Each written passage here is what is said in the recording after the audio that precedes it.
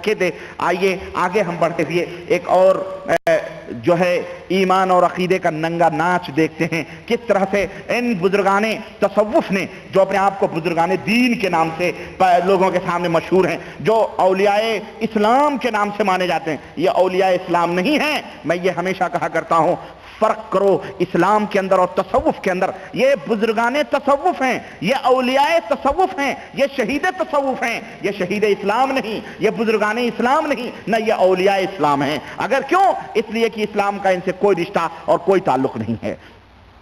میں ایک حوالے سے یہ ملفوظات اعلی حضرت جسے ہمارے بریلوی کے لوگ جو ہندوستان پاکستان کے اندر اپنے آپ کو سکے اعلی حضرت اور اعلی حضرت کے کتے اور پتہ نہیں کیا کیا کہتے ہیں، اور یہ احمد رضا خان صاحب کی ملفوظات ہے یہ، اس کے حوالے سے میں آپ کو ایک مثال دے کر کے آگے بڑھتا ہوں۔ جلد نمبر 1 اور صفحہ نمبر 119 کے اندر آپ دیکھیں کہ کس طرح کا یہ عقیدہ امت کے اندر پھیلایا جا رہا ہے۔ صفحہ نمبر جلد حصہ اول ہے یہ، اور صفحہ نمبر 119 ہے۔ 119 کہتے ہیں کہ سوال کرنے والے نے اعلیٰ حضرت سے سوال کیا کہ حضور، کیا اولیاء کرام بیک وقت ہر جگہ حاضر ہو سکتے ہیں؟ سوال کیا کسی نے کہ کیا ایک وقت میں چند جگہ اولیاء کرام حاضر ہونے کی قوت اور طاقت رکھتے ہیں؟ ارشاد ہوا اگر وہ چاہیں تو ایک وقت میں 10,000 شہروں میں 10,000 جگہ کی دعوت قبول کر سکتے ہیں۔ استغفر اللہ، حد ہو گئی کذب کی، حد ہو گئی جھوٹ کی، اور حد ہو گئی مکاریت۔ اولیاء کرام چاہیں تو ایک وقت میں نہیں، بلکہ ایک وقت میں چند جگہ نہیں، بلکہ 10,000 شہروں میں 10,000 جگہ کی دعوت قبول کر سکتے ہیں۔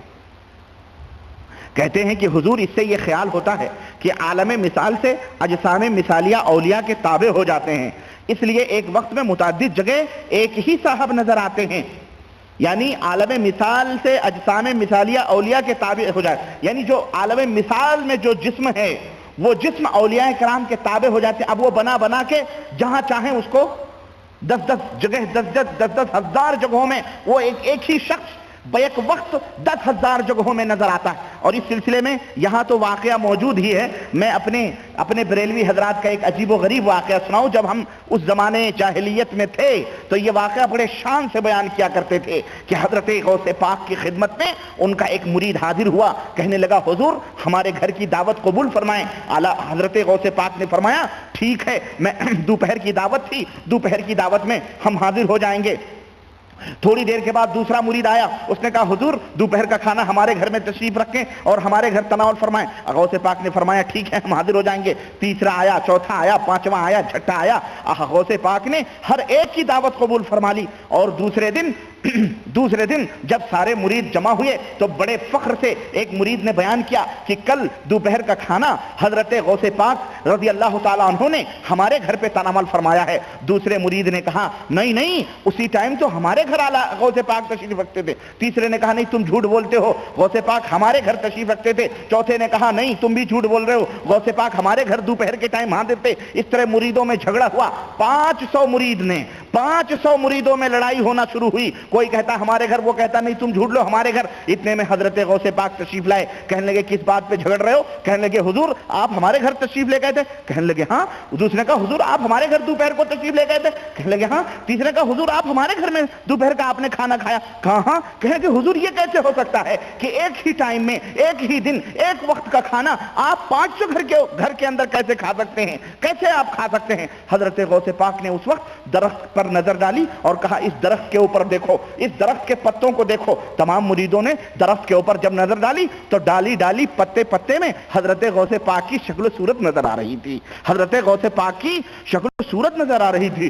جب ان کے گدا بھر دیتے ہیں شاہان زمانہ کی جھولی، محتاج کا جب یہ عالم ہے، مختار کا عالم کیا ہوگا؟ اب اس پہ نعرے رسالت، اب وہ جو شیطان ان کو گدگدیاں لگاتا تھا اور جو شیطان ان سے جو اب وہ پورے اچھل کر کے سامنے یہ عقیدے ہیں اللہ کی قسم. بڑے بڑے جگادری، بڑے بڑے علامہ، بڑے بڑے شیخ الحدیث اور بڑے بڑا فلانا کہلانے والے ہمارے ملکوں کے اندر امامے ٹوپیاں باندھ کر کے اللہ اکبر اس طرح کے خرافات اور بدتمیزیاں پھیلاتے ہیں. کوئی کہہ سکتا ہے کہ چلو میاں یہ تو مولویوں کی، یہ واعظوں کی، یہ عام لوگوں کی باتیں ہیں، ہمارے عقیدے ایسے نہیں ہیں. لیکن آؤ ہم تمہیں تمہارے اعلیٰ حضرت کا آئینہ دکھاتے ہیں، اعلیٰ حضرت کا یہ ناپاک چہرہ دکھاتے ہیں جس کے اوپر تم ناز کرتے ہو، جس کی کتاب کے ابتدا میں تم نے یہ بات لکھی ہے کہ تمام مسلمانان عالم کے لیے ایک اعلیٰ ترین دستور العمل ہے، ایک اعلیٰ ترین حضور پر نور سے بھرے ہوئے لوگوں کا یہ قصہ سنو. کہتے ہیں کہ امثال اگر ہوں گے تو جسم کے ان کی روح پاک ان تمام اجسام سے متعلق ہو کر تصرف فرمائے گی، تو از روئے روح اور حقیقت وہی ایک ذات ہر جگہ موجود ہے. یہ بھی فہم ظاہر میں، ورنہ سبع سنابل یہ بھی فہم ظاہر میں ایک ہی ذات ہے اور وہ ہر جگہ موجود ہے. نعوذ باللہ. اللہ وحدہ لا شریک. ہمارا یہ ایمان اور یہ اللہ کے بارے میں بھی یہ عقیدہ رکھتے ہیں، ایک ہی ذات ہر جگہ موجود ہے، یہاں بھی موجود، وہاں بھی موجود، وہاں بھی موجود، وہاں بھی موجود. جبکہ ہم اہل سنت والجماعت کا یہ ایمان اور عقیدہ نہیں ہے. الحمدللہ ہمارا ایمان اور عقیدہ ہے کہ اللہ وحدہ لا شریک عرش کے اوپر مستوی ہے، کیونکہ رب فرما رہا ہے الرحمن علی العرش استوى، الرحمن عرش کے اوپر مستوی ہے، اللہ عرش کے اوپر ہے. یہ ہمارا ایمان اور عقیدہ ہے. تب رہا اللہ کا علم ہر جگہ موجود ہے. ازروی علم اللہ رب العزت ہر جگہ اللہ تبارک تعالیٰ کا علم محیط ہے، ہر چیز کو محیط ہے، ہر جگہ اللہ رب العزت کا علم موجود ہے، اس کا علم بہت وسیع ہے. تو ہمارا یہ ایمان اور عقیدہ ہے. لیکن ان بدعتیوں کا یہ ایمان اور عقیدہ ہے کہ اللہ ہر جگہ موجود ہے. اب ان کے بزرگان دین بھی نعوذ باللہ ذات ایک ہے، ہر جگہ موجود ہے. کہتے ہیں سبع سنابل شریف میں لکھا ہوا ہے کہ سیدی فتح محمد قدس سرہ الشریف کا وقت واحد میں 10 مجلسوں میں تشریف لے جانا تحریر فرمایا گیا ہے. یہ ایک بزرگ تھے سیدی فتح محمد، یہ ایک وقت میں 10 جگہ تشریف لے گئے تھے. ایک وقت میں بولو 10 جگہ تشریف لے گئے تھے. انہوں نے تو 10 ہی کی قید لگائی، اوپر تو اعلیٰ حضرت فرماتے ہیں کہ ہزاروں جگہ پر تشریف لے جا سکتے ہیں. کہتے ہیں اچھا تشریف کسی نے عرض کیا کہ حضرت نے ایک ہی وقت میں 10 جگہ تشریف لے جانے کا وعدہ فرما لیا ہے، یہ کیسے ہو سکتا ہے کہ آپ ایک ہی وقت میں 10 جگہ تشریف لے جائیں گے، یہ کیسے ہوگا؟ حضرت شیخ سیدی فتح محمد نے فرمایا کرشن کنہیا کافر تھا اور ایک وقت میں کئی 100 جگہ موجود ہو گیا. تو فتح محمد اگر چند جگہ ایک وقت میں ہو جائے تو اس میں تعجب کی کیا بات؟ دلیل دیکھیں. شیطان بھی شرم کھائے اپنے شاگردوں سے. کتنے اچھے شاگرد ہیں، کتنے پیارے پیارے میٹھے میٹھے شاگرد ہیں، اپنے بھائیوں کی دلیلیں پیش کر رہے ہیں. جب کرشن کنہیا کئی 100 جگہ حاضر ہو سکتا، گویا ان بدعقیدوں کا اور دوسروں کو، یہ تو ہمیں کہتے ہیں یہ وہابی بد مذہب لوگ ہیں، یہ بد مذہبی دیکھو، بے غیرتی کی حد ہو گئی. واقعی حد ہو گئی کہ نہیں ہو گئی؟ حد ہو گئی واقعی، یہ کفر کی حد ہو گئی. ابے کافر سے تجھے اللہ کا کلام نہ ملا، تجھے نبی کا فرمان نہ ملا، تو ایک کرشن کنہیا کے عقیدے سے اور کرشن کنہیا جیسے کافر سے اپنے بزرگوں کا استدلال کر رہا ہے. استغفر اللہ. یہ ہے ننگے اسلام اور یہ ہے ننگے دین و ایمان، جو ننگا ناچ اسلام کا ناچتے ہیں اور اپنے آپ کو لیبل لگایا ہوا ہے.